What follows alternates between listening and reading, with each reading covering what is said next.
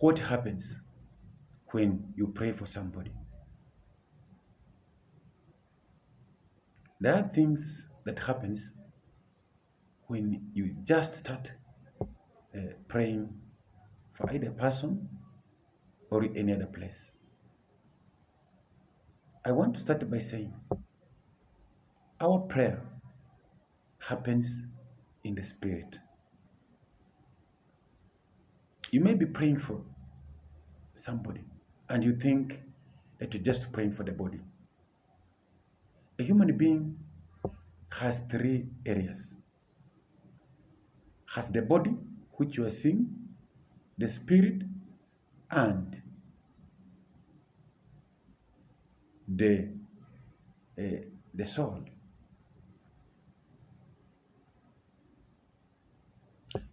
In these three areas, there is a very important area that will never die.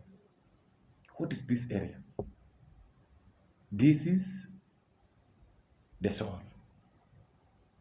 The soul is that breath that God gave to that clay that he modeled into a human being. That one doesn't die. It will live on earth, either in hell or in heaven. That's the reality. The soul will never die. The body will die. Even if you are feeding it what, it will die. It's a living in lavish houses that will remain here. But what about your soul? That's where we are supposed to invest. And I want to talk of what happens when somebody prays for any given thing, a human being or a place. What happens? First, I want to quote this. In the book of Ephesians 6:12, it says, our fight is not against flesh and blood, but it's against rulers. It's against authorities. It's against spirit from a dark world. Also, it's against spirits from heavenly places. That's truth. When you are praying, know this, that your prayer is not just being waged to save the body, but the bigger part of a human being, which is the soul. The devil will always fight to ensure that the soul doesn't get what it's supposed to get. When they chain, they don't chain the body. They're chaining the soul so that the soul may not get what it's supposed to get from God. They ensure that your soul doesn't access God. They make it very dirty in a way that even when you look at that soul, it doesn't resemble of a human being, but of an animal. That's why you see people are killing each other. People are very merciless because their soul have made to that level. They have been deprived that humanity. They're no longer human being, but they're an animal. Their soul has been attacked by these demons. You may see them physically as a human being, but in their soul, they are no longer a human being. They're dead. When they think of killing. When they think of drinking blood and not serving their God. Are you getting what I'm saying? Therefore, the truth is that we need to know when we pray that these are the things that are going to come out. You start praying for somebody and something emerges, you think that you're doing the wrong thing. No. You are attacking the soul of that person. You are entering his system and you're trying to pluck the thing that jailed him, things that put him under captivity, things that made him a slave. Always, you will see retaliation. You'll see retaliation. Instead of this person being friendly to you, now he starts being very harsh to you. And sometimes many people say, hey, I can't pray for somebody who accuses me. I can't pray for somebody who is attacking me. I can't pray for somebody who doesn't respect me. The reason is that you are attacking that person in the spirit. And when you see these things come out, you are supposed to be jubilating. You are supposed to be very happy because you are affecting where he's jailed. You are affecting his enemy. those who jailed him, those that put him under captivity, you are attacking them.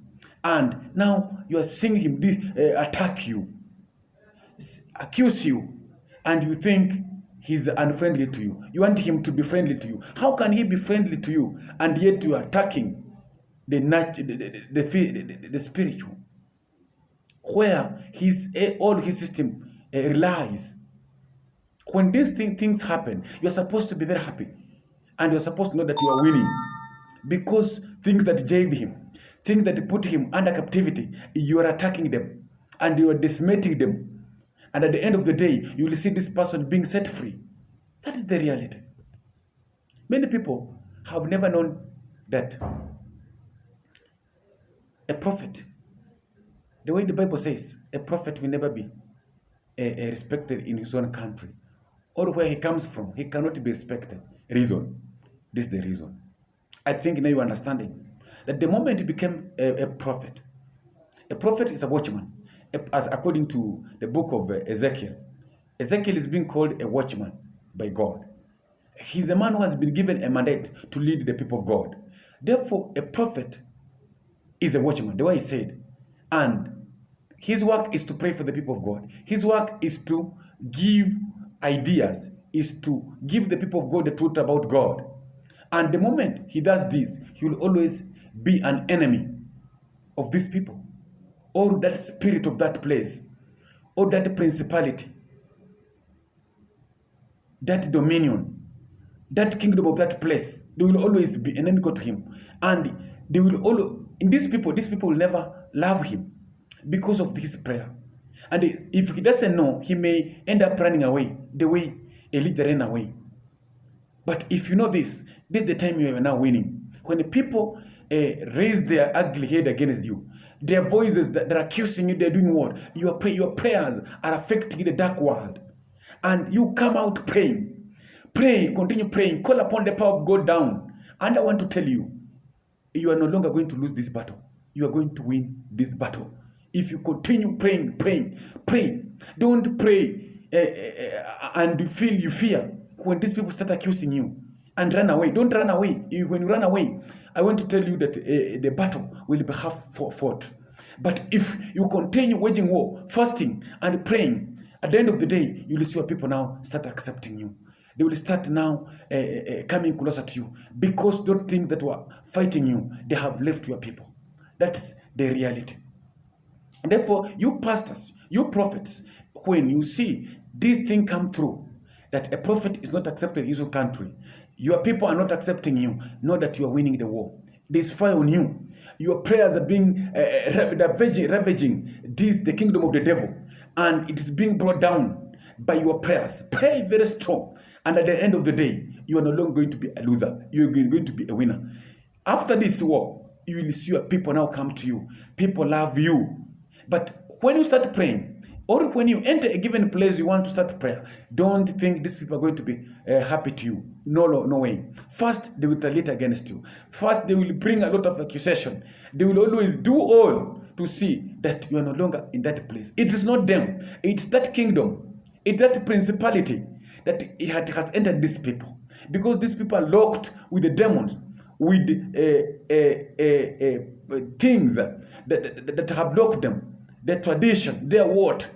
And at the end of the day, when you pray very strong, fasting, conducting your prayers very hostile against this kingdom, these things, I want to tell you, they're going to run away. And you'll be free. You'll set your people free. That is the sign of winning. Do that, and we're going to see that the first step when you enter giving, you want to start a church somewhere, that's the first thing. Even you may be locked in the cell. You will see that the government of that place, they will come for you. It's not them. It is the principality of that place. It is the war that is being waged by this thing that is making these people arrest you. The truth is that keep quiet, continue praying. Don't now lower your power of prayer. This is the time you are supposed to, if you are fasting 3 days in a month, now do it even 7 days in a month. Add more fire. And the moment you add your more fire, I want to tell you, the demon will run away. That principality will be destroyed. And you, a man of God, you are going to take over. And I want to tell you, you'll see people receive Jesus. You'll see people now accept Jesus. Those people who are locked in these things, in this witchcraft, in this what, they will now be released. And you people, you man of God, you are going to see now they are going to come. Now when they come, they're going to worship your God, the true living God, and not the smaller God. It is the reality. I think today, somebody now is going to know that when he prays, the moment he starts prayer, to his family, everywhere, nobody will accept him. Maybe you want to bring the true living God to a people. Somebody who was worshiping, your family was worshiping another God. Know this, you'll always get retaliation. They will never accept this. They will wage war against you. But know this, when this comes out, start rejoicing. Start praying very hard, and you will be close to the winning. You will be close. I want to tell you, you'll be close. That's the reality. We don't know now from today. I see somebody that when he starts praying and these things comes out, he will add more fire, release more fire. Use all mechanisms of prayer. Use all mechanisms of fasting and rebuking these things, destroying this kingdom. And I want to tell you, you are going to set your people free. That's the reality. I want to see that when this comes out, you run away. Don't run away from like Elijah. Elijah ran away. Reason. You know, he was almost being killed by Jezebel. But the truth is that he was killing. He killed the people. And I want to tell you, after the killing the prophet of Baal, I want to tell you, he was redeeming Israel. He was redeeming Israel. But the problem is that he ran away. He ran away. You know, they're not supposed to fear. Even if you are to lose your soul, even if you're supposed to lose your body. But the devil cannot touch your soul. I want to tell you, even he knows that he cannot touch your soul. He can kill your body. And for him to be able to kill that body, God must allow him. He cannot touch it. When you still have an assignment to give the people of God, the devil cannot kill you. I want to tell you, he knows very well. Even Jesus said that his time has not yet come. The devil was allowed to take Jesus. He was allowed to put Jesus on the cross. Reason, Jesus finished his ministry. And he was allowed to pass through the things that he was supposed to pass through. Everything you saw, being caned, being done what, all those strips, everything. People spitting on him, everything you saw happen. Even being put on the cross.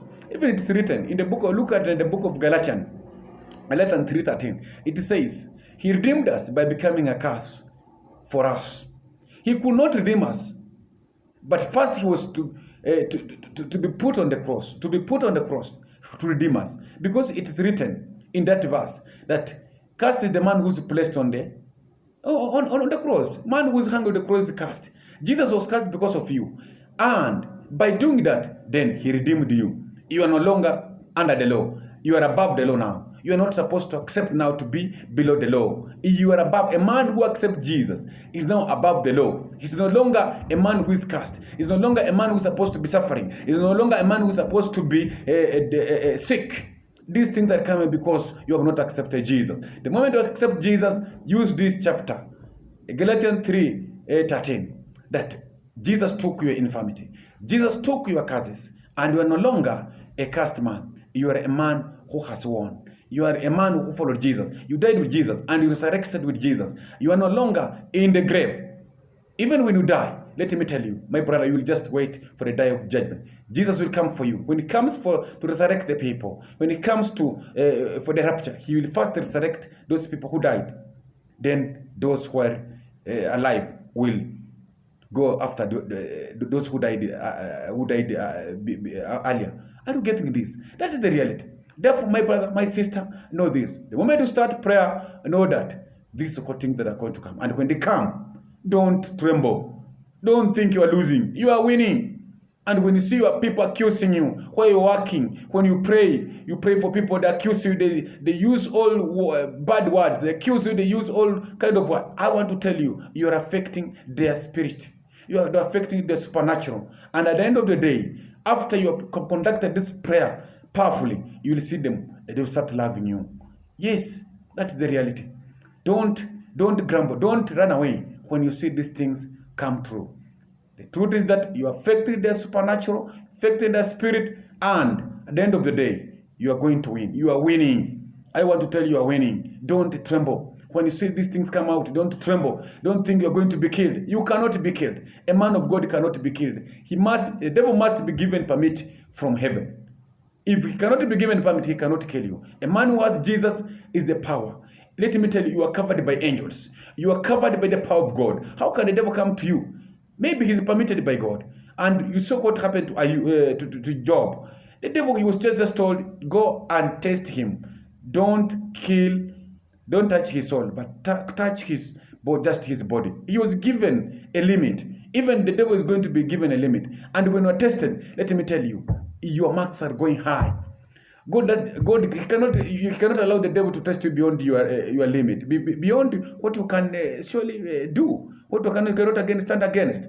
When you are weak, even God brings a small demo. When you are strong, he brings a demo that is closer to you, to test you, to pull you, to make you grow. That is the reality. If you cannot be tested, you remain at one place. That's the reality. Who want to be a child in the spirit? We want to go, we want to be strong. We want to know more of your God, our God.